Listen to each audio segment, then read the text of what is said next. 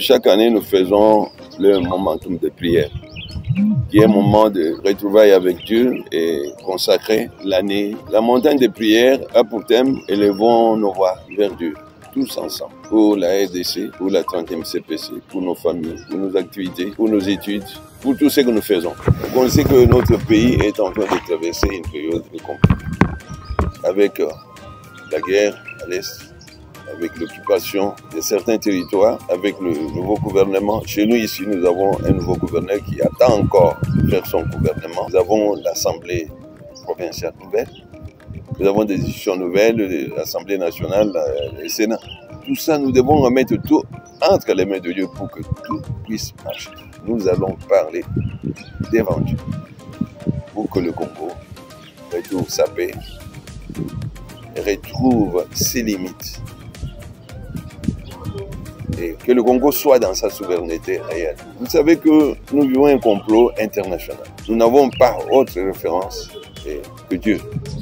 Nous devons nous référer à Dieu pour que cela puisse prendre fin et que le Congo puisse émerger et se développer. Et nous avons besoin de cette intervention du Seigneur. Vous avez appris, il y a eu des infiltrés qui sont vraiment arrivés, même jusqu'à présent. Et quand nous voyons ces choses, nous louons Dieu parce que le Seigneur doit nous accompagner dans ce que nous faisons.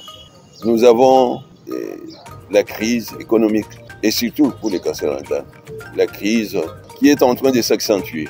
Nous devons prier que toutes les provinces aussi retrouvent la provision pour se développer. Voilà pourquoi je vous ai appelé, pour que vous puissiez parler à la population de venir à la prière.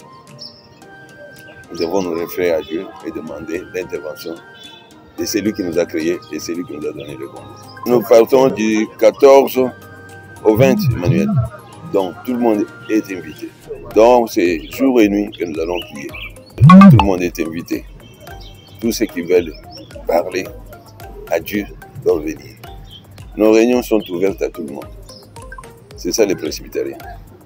Quand on fait des réunions, on les fait à tout le monde. Mais ceux qui sont là, il y a ceux qui sont invités, et il y a aussi ceux qui sont consultants. Et il y a les membres de droit.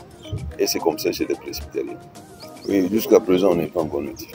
Mais nous avons l'ordonnance suspendant même l'arrêté de 2020. Cet arrêté-là, c'est un arrêté de 2020. Nous avons même le jugement du tribunal de paix de Kanamou qui annule la fameuse assemblée, soi-disant assemblée. Parce que la fois dernière, je vous ai dit, c'est lui qui convoque l'assemblée générale, c'est le secrétaire général. Et qui avait convoqué cet l'arrêt là, ou l'arrêté là, c'est base sur quoi? Parce que l'arrêt ou l'arrêté ministériel se base sur les déclarations officielles de l'Assemblée générale de l'ASPEL. C'est ça la loi 004. Qui avait convoqué cette assemblée?